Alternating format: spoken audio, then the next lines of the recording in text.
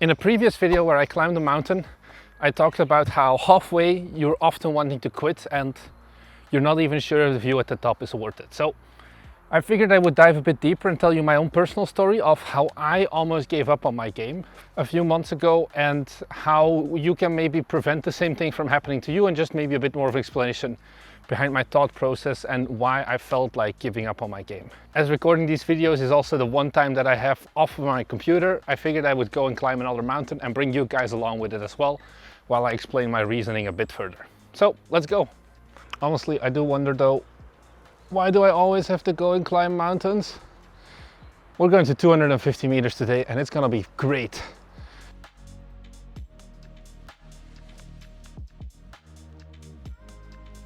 Just when I thought the climb couldn't get any worse, this bench came to my savior, so I figured that I would explain a bit further whilst I'm sitting here. When I'm talking about when I wanted to quit, I'm thinking about the period of January to March, really, 2 months where I had no confidence in the game and I had no energy to work on the game either. I was just done with it almost.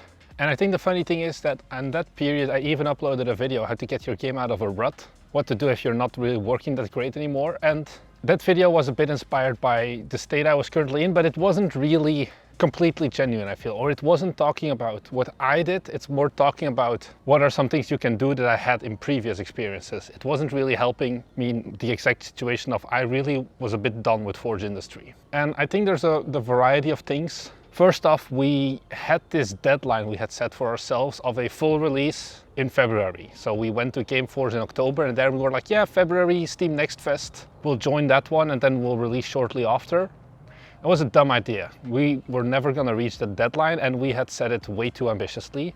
But hey, what could we do? It's the first time developing a game after all. And I also had the problem with, I already made a video that I quit my job, but I was still working back then and I was not really happy at that point. My job was draining energy even though I wasn't really working much. But it was just making me not able to focus on actually providing a lot of content, a lot of value to our game and to this YouTube channel. So yeah, progress really slowed down. Also, none of the team was going full time yet and it was all just whatever time we had on the side we would put into the game, but there was no like real pressure almost because it was our job. We still had a lot of money coming in anyway, whether we deliver the game or not. And I think it's a combination of all of those things that I was a bit like, you know, do I really want to do game dev? Is this really for me? And I'm happy to say that, well, I'm here right now, so I most likely have overcome that. So that's what I want to share in this video. How do you get over that despair of being stuck working on a game that you don't like, but I couldn't just quit it because there were 3 other people working on it. I didn't want to quit it because then I would have failed myself as well, but I still needed to do something. So how did I get out of that period of my life where I just didn't want to open Unity anymore? I didn't want to do anything. And it even reached the point where I procrastinated working on my game by making more videos. So that was also the period where we switched to 2 videos every week, which takes up a lot of my time already that I can't work on the game. But at least I had the idea of, hey, I'm doing something right, even though our YouTube channel was much smaller back then. I think we had like 400, 500 subscribers. So that's what I want to talk about. How did I overcome it? Because I am here right now and I think that I managed to get out of that problem. And the first thing I'll tell you is that I think the best thing you need to do as a game developer is keep working on your game every single day. No matter what happens, don't care how much. Just work every day on it. Don't lose that momentum of working on your game, because once you've skipped 1 day, you skip 2 days, and then suddenly you're a week down the line, you still haven't done anything for your game. And it becomes really hard to then get started again. I think if you never stop working on your game, even if it's just like 10 minutes, don't take rest days almost. Keep working on your game every single day. And that's what allowed me to just simply power through it almost, because every day I still made some icons, something ridiculously small and simple, or I added some localization. So even if I didn't really add much to the game, I was still working on the game every day. And that compounds then that momentum that you have and those little things that you're doing to make you feel more again of, oh, you know, actually I am performing something, I am actually making progress. So I think that's my first piece of advice that I would give you, is to just work every day at least 5 minutes. Now, of course, if you want to finish your game, you'll have to put in way more than that. But I think you should do something every day at least, so you just keep going forward and you're not stagnating that progress, because it's really hard once you've stagnated your progress to get working again. I've got this height map on my phone. I'm coming from the bottom of the screen. So at least that means that the steepest climb is over. As you see, the height lines are closer together. The bad news is I still have about 70 meters to climb to the top. So let's go. So the first thing is something that you have to do yourself, that keep on working. The second thing we did that I really think that helped a lot, and I say we here as a team, is we had to change our deadlines. So we come from a software engineering world where everything has deadlines and sprints and Scrum and Agile and all those things. I'll probably make a whole video about our workflow at some point. But as I said, our deadline was in February, basically to have a playable demo for Steam Next Fest. And as I said, that was stupid. So what we had to do as a team there is rack our brains about what is an actual deadline that we can make, but that's not too far in the future, because we did kind of want to push this game out as well. We didn't want to keep working on Forge Industry for the rest of our life before we released it. And that's how we ended up with the next Steam Next Fest. So that's the one now in June, which if you didn't know, you can wishlist us down below and then you'll get notified when Steam Next Fest hits that you can play a demo of our game. This one we will be able to actually deliver because we already are currently mid-May and we're running already some demo playtests internally and with some close supporters and stuff like that of the game. So I can tell you we're gonna hit that deadline now.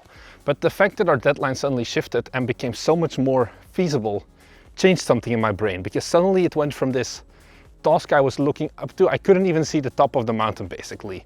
Whereas now, if we want to stick to that mountain ideology, I can see the top of the mountain, I can see that there's still so many stairs to go up to, but I believe in myself that I can reach that top. And I think that's the power of a deadline, is it allows you to do things that you don't think are possible. You just have to make sure that you find that sweet spot between what is possible and what is just too hopeful. You see this a lot in software development where project managers are just like, oh yeah, I need this full code rewrite by next week. That's not gonna help. But if you, the developer, sits down and actually thinks hard, what am I gonna do? What do I need to do? When do I think I can deliver it? I think truly then, if you shoot just a bit over that, you can get some magical results in how much you're actually able to do.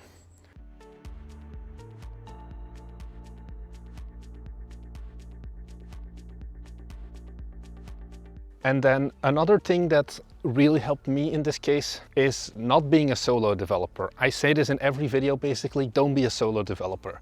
Have someone else who's suffering with you, who's going through the same as you are, and maybe you can just talk to them. Talk to them about how you're feeling, talk to them about the future, talk to them about what needs to be done, and have someone to keep you accountable as well. Because I'm disappointing my friends if I'm not making the required models or whatever, because they're in this together with me.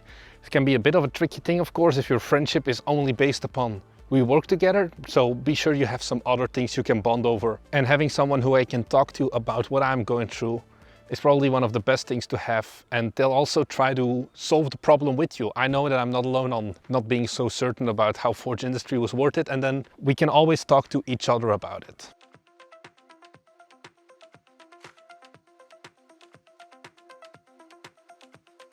This next one may be a bit superficial, but in my case it worked, and that is to visualize your dreams. What was that reason that all those months ago you wanted to make a game? How did you see yourself? Maybe you had the dream of becoming an independent game developer so you don't have to work for anyone else, be your own boss, or maybe you want to have a Lamborghini. Well, okay, in that case, maybe you're a bit in the wrong market, but hey, you still can hope, right? Have those dreams, or maybe you just want the flexibility to be able to work from anywhere on your laptop whilst making games. Or maybe you just really want to entertain people.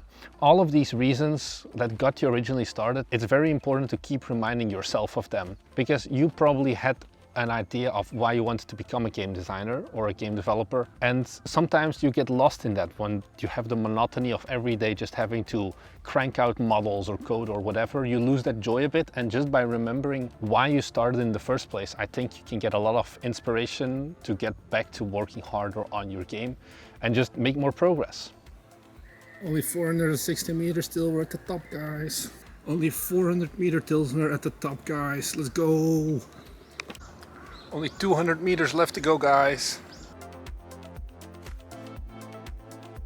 And then the last thing I did, which helped me in my case, is, I said it before, I went harder on the YouTube channel. I started uploading twice a week because this forced me to be more at work. And also I needed to get content out to you guys. And this caused me to have to learn 2 topics a week, basically, whether it's something game design or something of my experiences, and explain it to you guys. And of course that took away time from game development, but I think in the end it did help me rekindle that energy. And especially now that we've gotten more of a following, it's also much nicer to be working on the game again, knowing that there will be some people interested in at least. This is something that's very common, of course, that you see with other YouTubers. They make devlogs, or if you want, you can also make videos like these.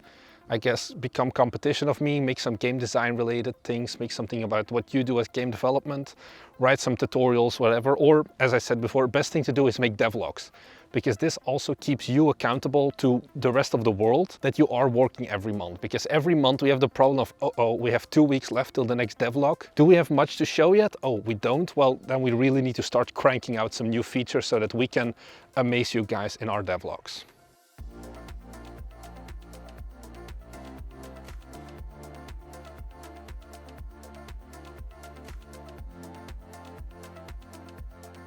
So that wraps up basically some of the things that I personally use to get over my game dev depression almost. So I hope maybe you've learned some new things as well, maybe some things that you can implement. I'm curious if you've encountered the same problems, and if so, how did you get over them? Or did you get over them? Maybe you're still stuck in it right now.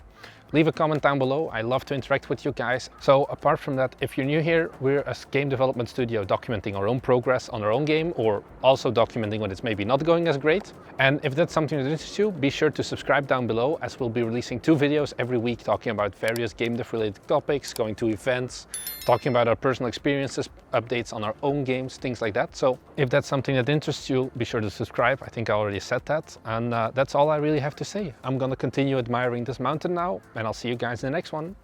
Bye!